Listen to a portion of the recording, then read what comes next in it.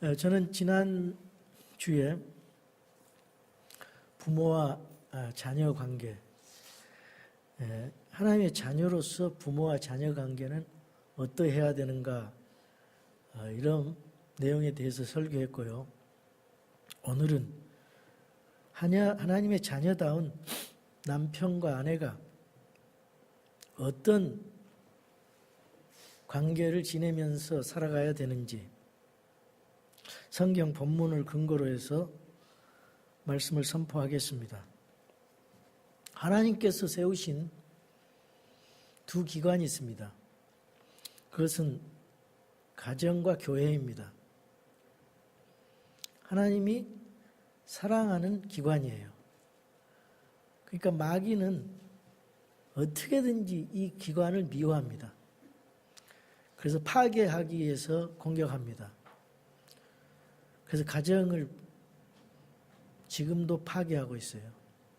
아담과 이브의 가정을 파괴한 사탄이 지금도 현대 가정을 파괴하고 있고요. 특별히 그리스도인의 가정을 파괴하고 있습니다. 왜 그러느냐? 하나님이 세우신 것을 사탄이 방해하기 때문입니다. 그래서 이 가정과 교회, 특별히 크리스찬은 마귀의 공격 목표 1호입니다. 현재 이 세계에서 가장 이혼율이 높은 데가 한국입니다. 약 20년 전에 어떤 통계에 보니까 이 한국 사람들 평균적으로 결혼하고 얼마 만에 이혼하는가 그걸 흥미롭게 계산을 해놨어요. 한국은 8년 반 만에 이혼을 하고요. 지금은 좀 더 짧아졌을 겁니다. 그리고 미국은 9년, 일본은 11년, 영국, 프랑스는 13.5년, 브라질은 17년 이렇게 나오고 있습니다. 20년 부부생활하고 나서 황혼 이혼이 생기고요. 또 동성애가 늘고 있습니다. 청소년들은 주로 20대 결혼했는데 지금은 30, 40대가 돼도 결혼을 못하고 있어요. 사회 현상도 그렇고 또 이상한 나쁜 동성애 같은 또 결혼을 천박하게 생각하고 결혼을 귀히 여기지 않는 그런 악한 사상으로 말미암아 가정을 소중하게 여기지 않습니다. 그래서 그런 추세로 지금 세상이 돌아가고 있습니다.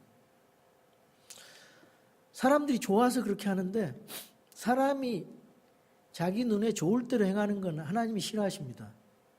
하나님이 보시기에 좋았더라. 그래야 그것이 진짜 좋은 것이지. 하나님 보시기에 좋았더라. 하나님 보시기에 싫어해요. 지금 현재 가정의 상황은 하나님 보시기에 싫어하는 가정입니다.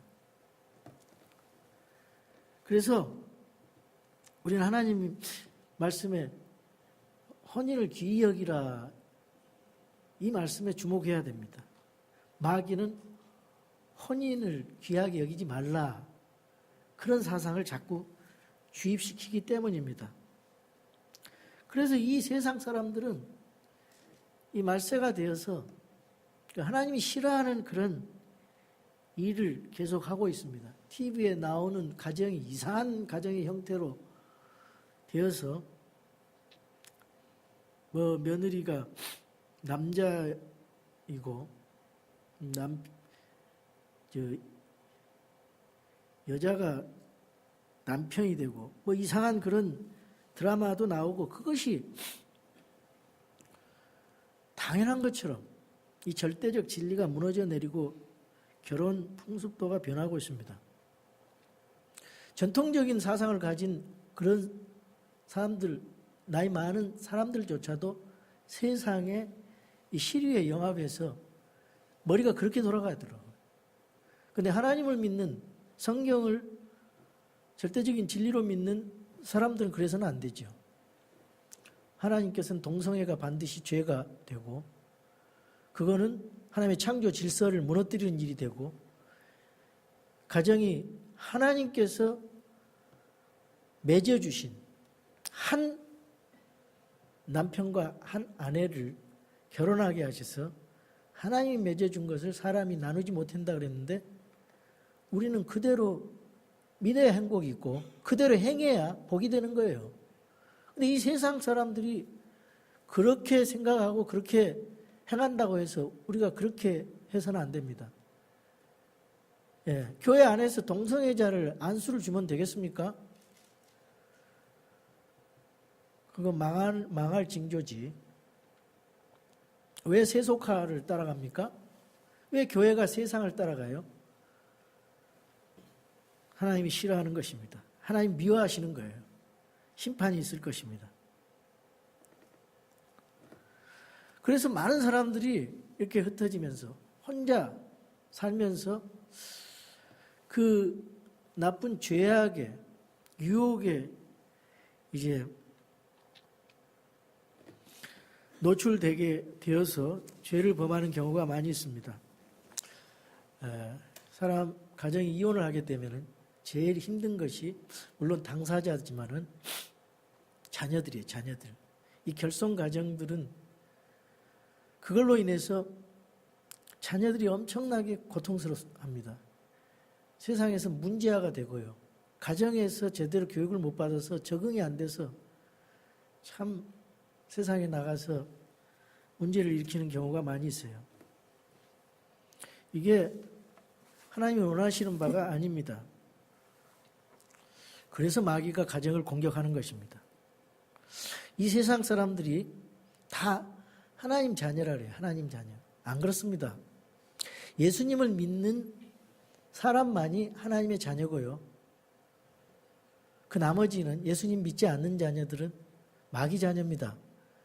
요한복음 8장 44절에 그렇게 되어 있어요. 너희 아버지 마귀라 그랬어요.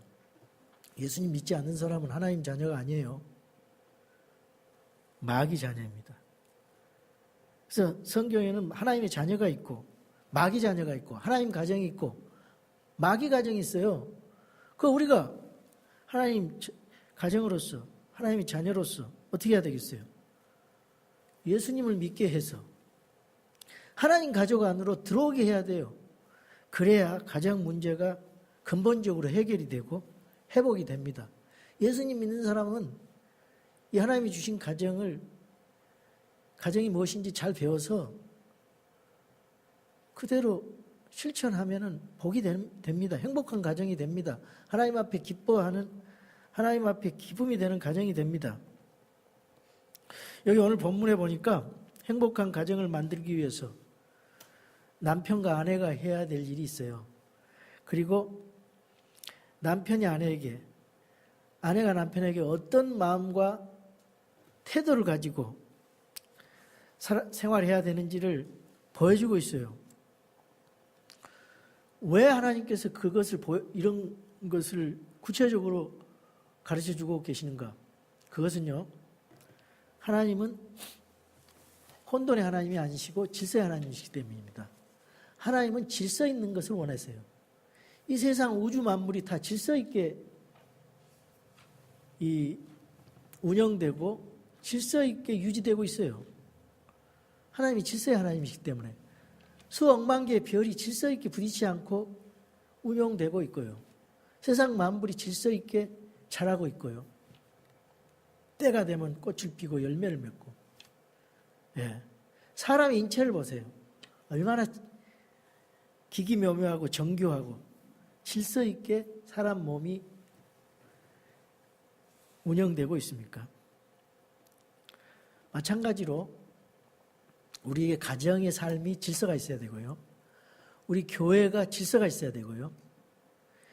여러분 개인의 삶들이 질서 있는 삶이 돼야 됩니다. 질서가 없다면 너무나 혼돈스럽고 좋지 않아요. 어떤 집에 들어가면 굉장히 무질서합니다. 치우지도 않고 어떤 학생 방을 들어가 보면 굉장히 무질서해요. 정리정돈이 안 돼 있어요.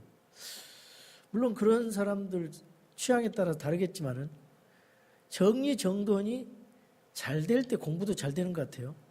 가정도 정리정돈이 잘 돼 있어야 가정도 잘 질서 있게 돌아가는 것 같고, 가정에 들어가면은 뭐 이것저것 너저분하게 늘어져 있어서 그러면 이게 벌써 정신적으로 정리정돈이 안 돼 있으면 정신적으로 혼돈이 와요.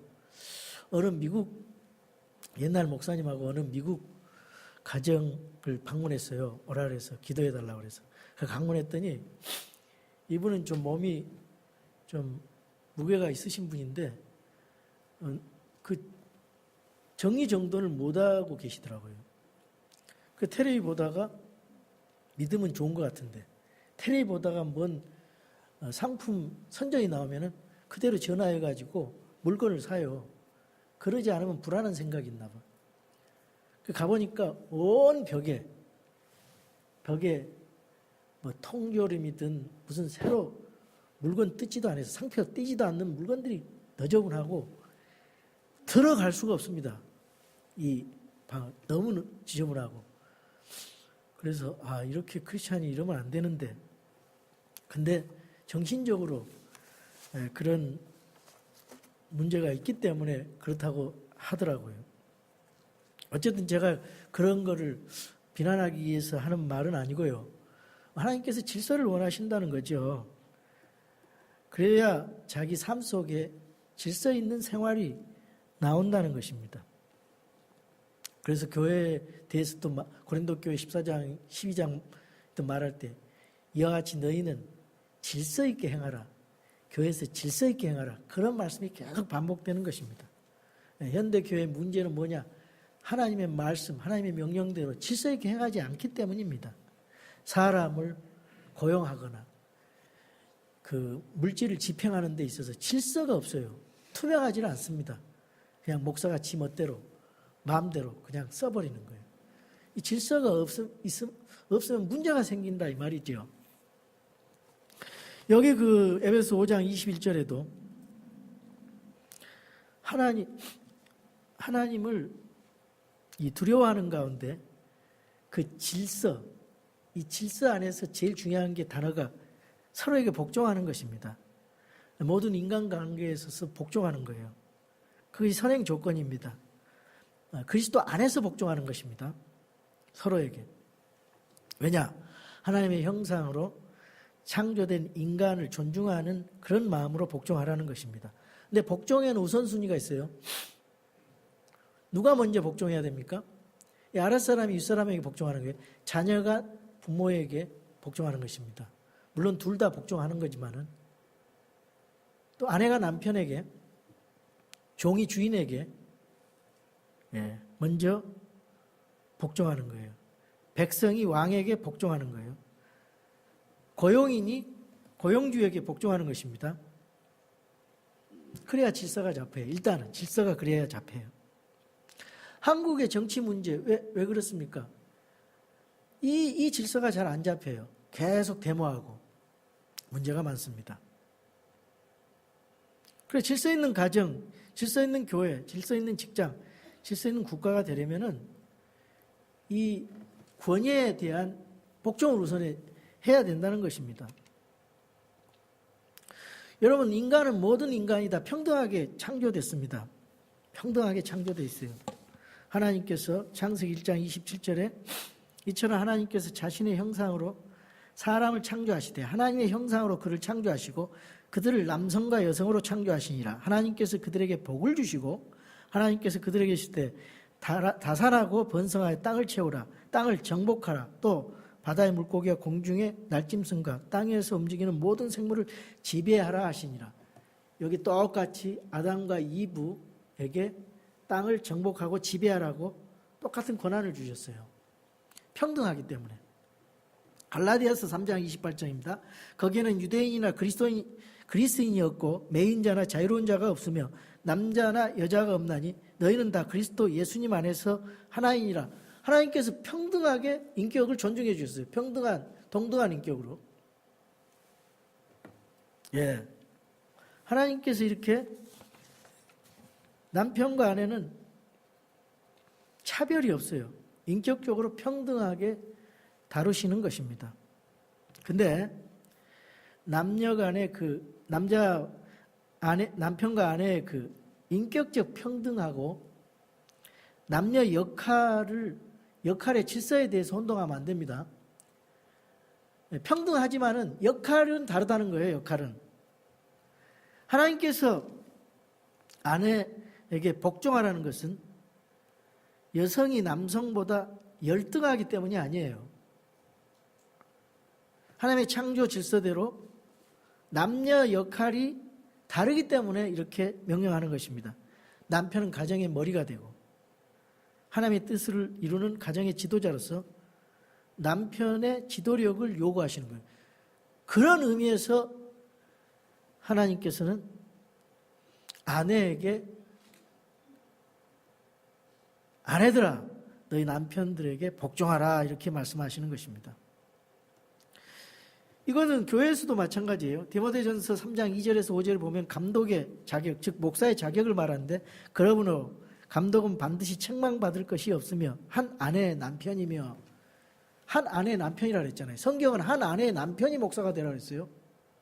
그 성경대로 하는 교회는 여자 목사 없어요. 왜? 여자 집사 없어요.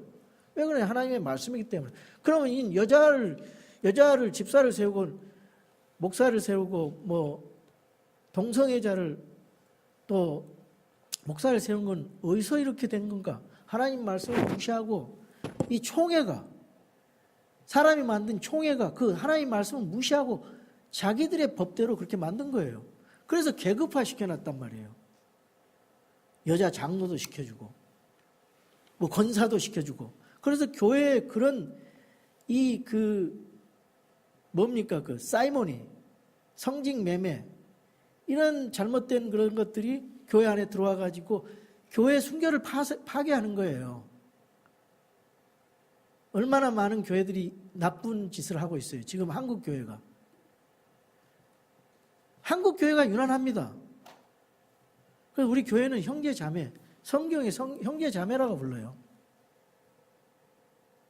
자기 집을 잘 다스릴 수 있는 남자가 자기 집을 잘 다스려서 자기 자녀들을 모든 위험으로 복종시키는 자라야 할 것이며 남자가 자기 집을 다스릴 줄 못하면은 어찌 하나님의 교회를 돌볼 수 있으리요? 이 질서 권위가 중요한 거예요.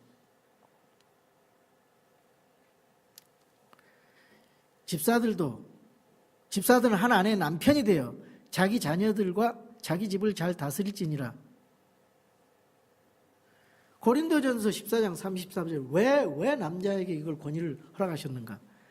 너희의 여자들은 교회들 안에서 잠잠할지니 말하는 것이 그들에게 허락되지 아니하였고 또 율법도 말한 바와 같이 그들은 순종하도록 명령을 받았느니라.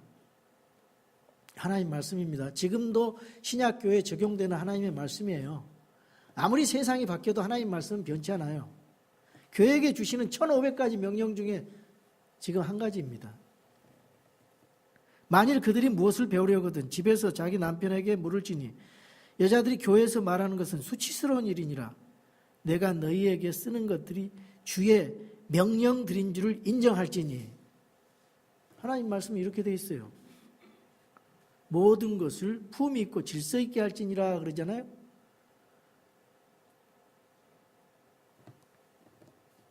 에베소 5장 22절 25절 아내들아 너희 남편에게 복종하기를 주께 하더라. 이는 남편이 아내의 머리됨이. 남편의 머리는 하나님이에요. 아내의 머리는 남편이에요. 이게 어떤 거냐? 교회의 머리는 예수 그리스도. 그리스도께서 교회의 머리 되신가 같기 때문이라. 그분은 그 몸의 구원자시니라. 예수님께서 교회를 피로 값주고 구원시켰다 그 말이에요. 그러니까 남자는 여자를 자기를 사랑한 것처럼 자기 목숨을 다해서 사랑해야 되는 거예요. 예수님이 그렇게 했으니까. 그러므로 교회가 그리스도께 복종하던 아내들도 모든 일에서 자기 남편에게 복종할지니라. 이러면 행복한 가정이 되는 거예요. 여자가 똑똑하다고 복종 안 하고 그러면 그 가정은 어딘지 모르게 문제가 생기고 불행해요. 일단 남편의 길을 살려줘야 돼요. 남편을 높여줘야 돼요. 여자가 잘났다고 말이에요. 요즘에 뭐 여성 상위 시대 뭐 그런 얘기 하는데 아니에요. 창조 질서에. 가정에 와서는 남편에게 아무리 보잘것없는 남편에도 권위를 인정해주고 남편이 자존심 가지고 살아가거든요. 그렇게 지음을 받았어요. 남편은 자존심 없으면은 권위가 없으면은 이게 행세를 못해요. 그러니까 그 마음을 아시고 하나님께서 복종하라는 거예요. 아내보고 아무리 보잘것없는 남편에게 복종하라는 거예요. 남편의 위신을 세워주고 당신이 하세요. 인정해주라 이 말이에요. 그게 복된 가정이고 그걸 하나님이 원하신다는 거죠.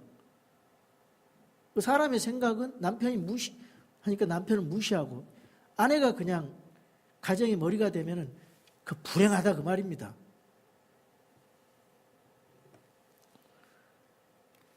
그래서 24절 그러므로 교회가 그리스도께 복종하듯 아내들도 모든 일에서 자기 남편에게 복종할지니라. 여기만 있어요 이 말이. 골로새 3장 18절입니다. 아내들아 너희 남편에게 복종하라. 그것이 주 안에서 합당하니라. 이것은 주님의 명령이니라.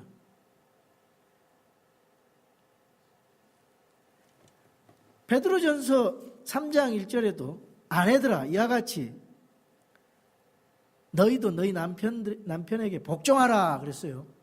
성경에 여러 군데 복종하라 그랬습니다. 예. 이게 하나님의 말씀이에요. 이게 하나님의 말씀. 디모데전서 2장 11절 15절 또 있어요. 주님의 명령이기 때문에 복종하는 것입니다. 여자는 전적으로 복종하며 조용히 배울지니라. 그러려면 남편 노릇을 잘해야 됩니다. 오직 나는 여자가 가르치거나 남자에게 권위를 행사하는 것을 허락하지 아니하노니. 왜 그러겠어요? 남자의 그 본성이 여자에게 가르침을 받게끔 그렇게 창조 질서가 그렇게 돼 있질 않아요. 나는 여자가 가르치거나 남자에게 권위를 행사하는 것을 허락하지 아니하노니. 그러니까 여자가 나와가지고 남자 앞에 설교하는 거 하나님이 원하시지 않는다 그 말이에요. 아무리 그 여자가 똑똑해도. 그건 창조 질서를 어기기 때문에. 이거 제 말이 아니에요. 여자 목사들이 나한테 굉장히 기분 나빠도 상관없어요. 이거 하나님 말씀이기 때문에. 이는 아담이 먼저 지어지고 그 뒤에 이브가 지어졌으며 또 아담이 속지 아니하고 여자가 속아 범법 가운데 있었기 때문이라. 그럼에도 불구하고 그들이 맑은 정신으로 믿음과 사랑과 거룩한 가운데 거하면 그녀가 해산함으로 이 말은 무슨 말이냐? 마귀에게 속아 넘어가 범법하는 것에서 구원을 받는다 그 말이에요. 고린도전서 11장 7절에서 9절입니다. 남자는 하나님의 형상이요 영광이고 여자는 남자의 영광이니라. 남자가 여자에게서 나지 아니하고 여자가 남자에게서 났으며 남자가 여자를 위하여 창조되지 아니하고 여자가 남자를 위하여 창조되었느니. 남자의 갈비뼈를 빼가지고 여자를 만들었어요. 이게 하나님의 창조 질서입니다. 이 질서를 깨트려 버리면요, 이 세상 망하는 겁니다. 세상 망하는 거예요.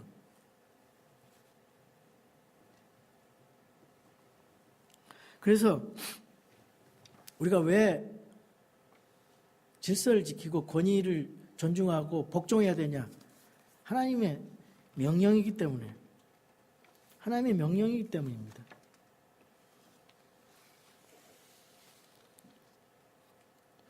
여러분, 먼저 생각해 봅시다. 아내는 남편을 어떻게 대해야 되는가? 복종하라 그랬잖아요. 복종하라고. 남편에게 복종하라. 베드로전서 3장 1절에서 4절을 2절부터 읽어보겠습니다. 이것은 누가 말씀에 순종하지 아니하여도 그들 또한 말없이 아내의 행실을 통해 얻고자 함이니 두려움이 동반된 너희의 정숙한 행실을 그들이 눈여겨보느니라. 여러분이 아내가 남편을 복종하면요, 전도가 돼요. 전도가. 보세요. 믿지 않는, 여기 보면 두려움이 동반된 너희 정숙한 행실을 그들이 눈여겨본다 그랬잖아요.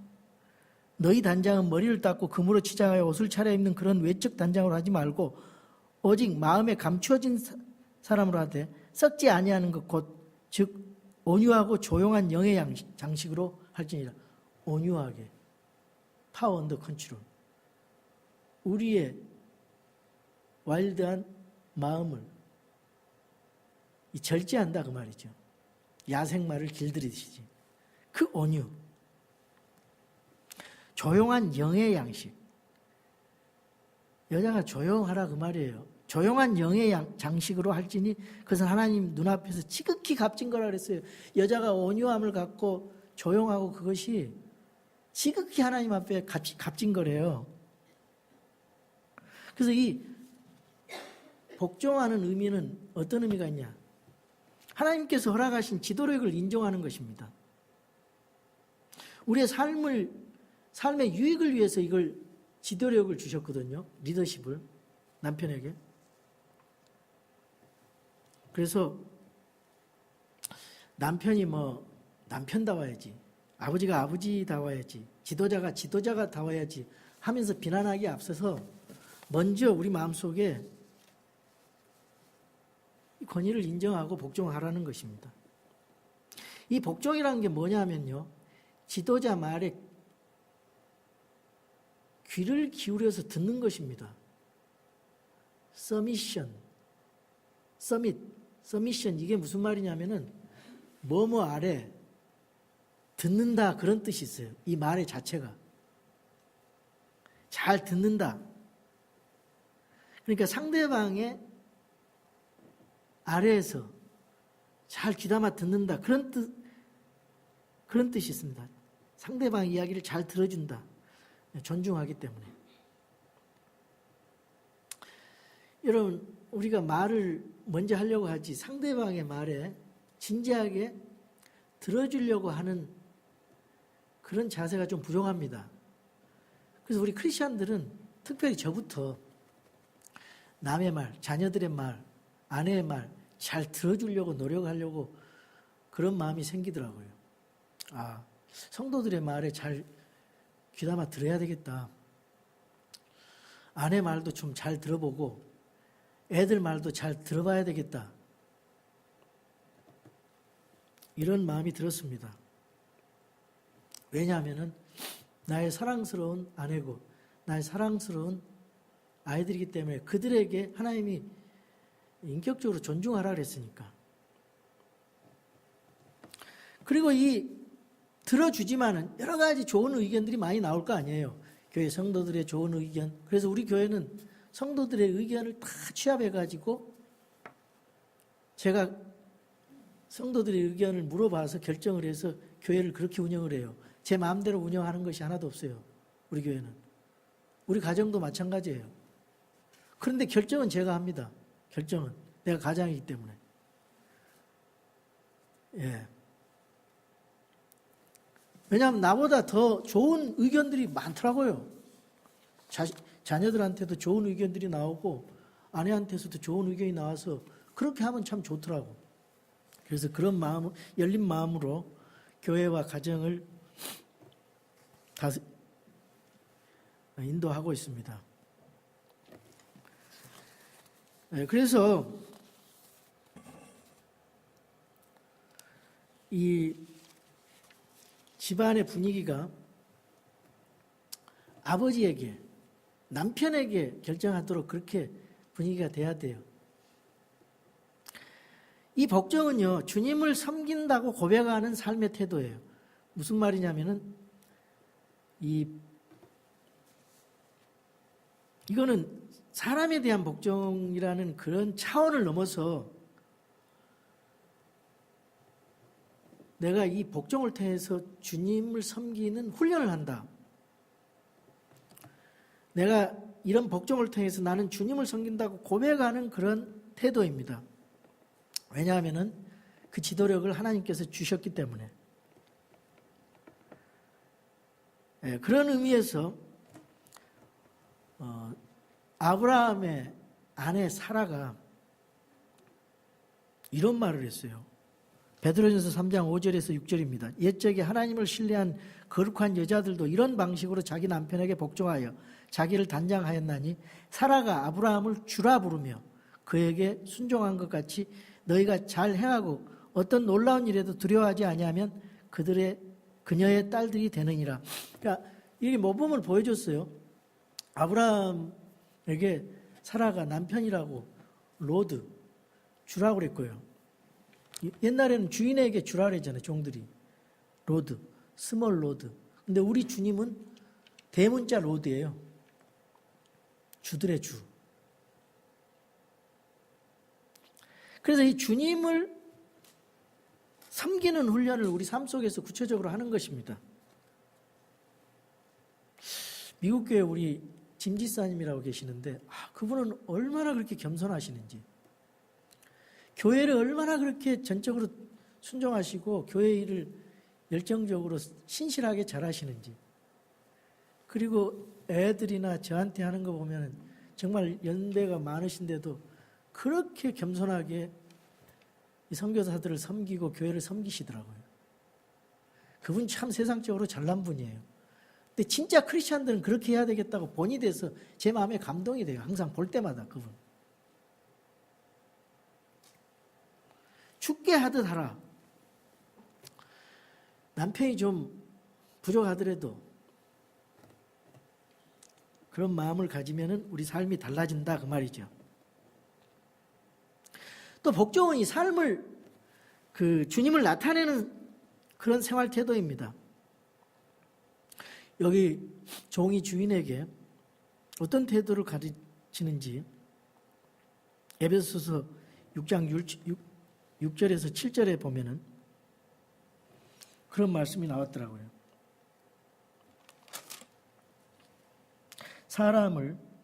종들아 육체를 따라 너희 주인된 자들에게 두려워하고 떨며 단일한 마음으로 순종하기를 그리스도께 하듯 하라.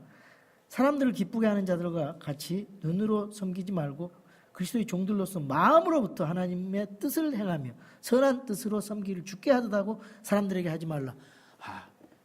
고용주가 피고용인이 고용주에게 죽게 하듯 하라.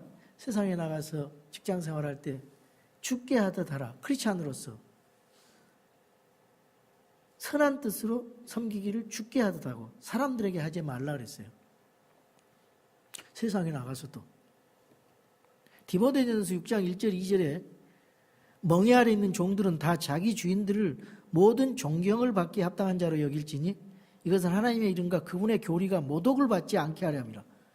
여러분이 복종하고 그 질서를 세우고 권위를 인정하면은 그리스도인으로서 하나님의 이름과 그분의 교리가 모독을 받지 않게 되는 거예요. 믿는 주인이 있는 자들은 그들이 형제라고 해서 그들을 얕보지 말고 오히려 잘 섬길지니라. 여러분, 가까울수록 예의를 지켜야 됩니다. 교회 안에 형제라고 해서 함부로 대하면 안 돼요. 그분이 주인이기 때문에, 고용주기 때문에, 고용인으로서 교회 안에 형제라고 얕보지 말고 오히려 잘 섬기라 그랬어요. 그러니까 더 아는 사람일수록 더 우리가 잘해줘야 됩니다. 그렇지 않으면 문제가 생겨요. 이는 그들이 신실하고 사랑받는 자의 은택에 참여하는 자이기 때문이라. 이것들을 가르치고 권면하라. 그래서 제가 가르치고 권면하는 것입니다. 그래서 우리가 그리스도께 하듯 하라. 종과 주인 관계, 부모와 자식 관계, 남편과 아내 관계 사이에서 복종함으로써 이게 하나님의 영광이 된다면은 그렇게 해야 되겠죠. 예수님께서 우리 예수님의 평생의 삶이 무엇입니까? 아버지 하나님 앞에 순종한 거죠. 하나님의 뜻을 그대로 순종하고 하나님 뜻대로 행하신 분이에요. 그래서 우리가 순종을 예수님에게서 배워야 됩니다. 그것을 히브리 기자는 이렇게 말씀합니다. 히브리서 5장 8절 그분께서 아들이실지라도 친히 고난받으신 일들로 말미암아 순종하기를 배웠다 그랬어요. 순종하기를 배워. 여러분, 보이는 사람에 대한 섬김과 순종이 안 되면은 보이지 않는 하나님에 대해서 순종하고 섬기는 것이 잘 되겠습니까? 그럼 남편은 아내를 어떻게 대해야 되는가? 리더십 가진 남편이 인도를 받는 그 아내를 어떻게 대해야 되는가? 이 성경은 지도자가 하나님께서 맡겨주신 사람들을 어떻게 지도하실 것인가에 대해서 가르쳐주고 있는데요. 남편은 아내의 머리가 되고 주님은 교회의 머리가 되고 종인 그런 리더십을 가진 리더가 종이나 아내나 자녀를 아무렇게나 다루지 말라는 그런 의미가 여기 있습니다. 그것은 뭐냐면 사랑이에요. 사랑. 사랑으로 지도를 해야 된다는 것입니다. 사랑으로. 왜? 예수님께서 교회를 사랑으로 죽기까지 섬기셨기 때문에 아내도 자기를 사랑하듯 남편도 자기를 사랑하듯 아내에게 사랑을 베풀어야 된다는 말이에요. 여러분, 사랑이 없는 남편, 또 지도력이 없는 사랑, 한번 그런 측면에서 생각해 보세요. 참 탁월한 지도력을 가졌는데 사랑이 없어요. 남편이 사랑이 없어요. 이거는 독재자죠, 독재자. 독재자 모습이죠. 반면에 사랑은 많은데 지도력이 없어요. 이건 남편이 무능력이에요. 무능력자의 모습이에요. 그럼 이상적인 남편은 이 두 가지를 잘 균형 잡히게 해야 됩니다. 잘 리더십을 가지고 사랑으로 잘 인도해야 돼요. 그러려면 내 마음속에 저 아내가 하나님께서 나에게 주신 정말 귀한 존재구나. 인격적으로 귀한 존재구나. 그걸 깨달아야 돼요. 이게 잘 안 되면 아내에게 함부로 할 수 있어요. 그래서 인격에 대한 존중 없이는 지도를 잘 할 수가 없습니다. 베드로후서 3장 7절입니다. 남편들아, 이와 같이 너희도 지식에 따라 그들과 동거하고 아내를 더 약한 그릇이요 또 생명의 은혜를 함께 상속받을 자로 여기고 존중하라 그랬어요. 하나님 말씀입니다. 그리하여야 너희 기도가 방해를 받지 아니하리라. 아무리 내 아내, 내 자식이라 할지라도 함부로 대하지 말고 인격을 존중해서 대해야 되는 것이 하나님의 뜻입니다. 또 남편은요, 진리의 말씀으로 교육할 책임이 있어요. 자식을 교육해야 되고 아내를 교육할 책임이 있습니다. 에베소 5장 26절.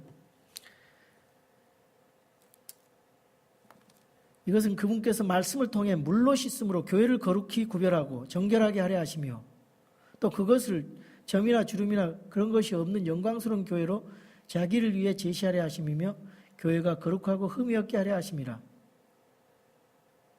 이와 같이 남자들도 마땅히 자기 아내를 자기 몸같이 사랑할지니 자기 아내를 사랑하는 자는 자기를 사랑하느니라. 하나님의 말씀입니다. 주님 우리를 지도하실 때 진리의 말씀으로 이끄시고 가르치시고 양육하셔서 우리를 정결한 신부 되게 하셨기 때문에 한 남편이 한 아내 남편이 되어서 아내를 위해서 영적으로 잘 인도해야 된다는 것입니다. 영적으로 가르쳐야 됩니다. 아내로서, 남편으로서 아내가 존경하는 교사의 역할을 해야 된다는 것입니다. 가정 예배를 인도하고 하나님 말씀으로 가정의 중요한 결정을 하고 가족을 모아놓고 함께 기도하는 그런 리더가 되어야 된다 그 말이죠. 그래서 우리 남편들은 영적 리더로서 성숙한 자리로 아내를 인도할 책임이 있는 것입니다. 에베소 5장 29절입니다. 지금까지 아무도 자기 육체를 미워한 적이 없고 오히려 그것을 양육하고 소중히 여기기를 주께서 교회에게 하신 것 같이 하나니 우리는 그분의 몸과 그분의 살과 그분의 뼈들에 속한 지체들이라. 이런 까닭에 남자가 자기 아버지와 어머니를 떠나 자기 아내와 결합하여 그들 둘이 한 육체가 될지니라. 이것은 큰 신비니라. 아내와 남편을 큰 신비라고 주님, 머리 대신 주님과 몸된 교회를 큰 신비라고 말하고 있어요. 내가 그리스도와 교회에 대해 말하노라.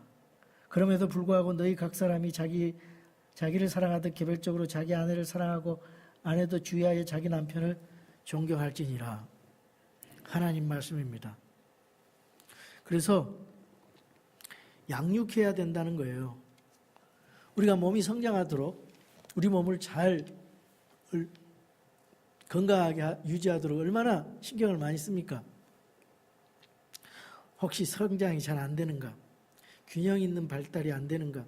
진짜 병이 걸리지 않도록 소중하게 몸을 돌보는 것처럼 남편도 마찬가지로 아내의 영적 양육을 책임져야 돼요. 물론 건강하게 살아갈 수 있도록 책임져야 됩니다. 이것이 성경이 남편에게 주시는 말씀이에요.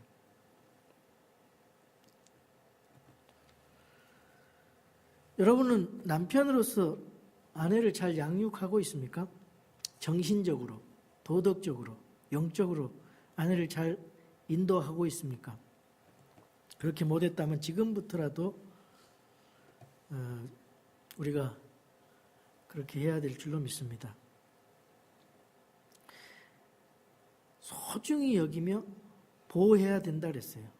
그리스도께서 교회를 소중히 여기고 보호하신 것처럼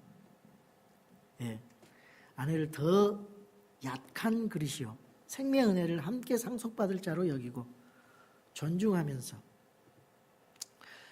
내 아내라고 해서 함부로 대하지 말고 아내의 인격을 존중하고 마음을 귀히 여겨서 소중히 대하시기 바랍니다. 저와 여러분, 아내를 얼마나 소중히 여기며 보호합니까? 한 주간도 주님이 주시는 말씀을 가지고 우리 생활을 점검하면서 살아가시는 저와 여러분이 됩시다.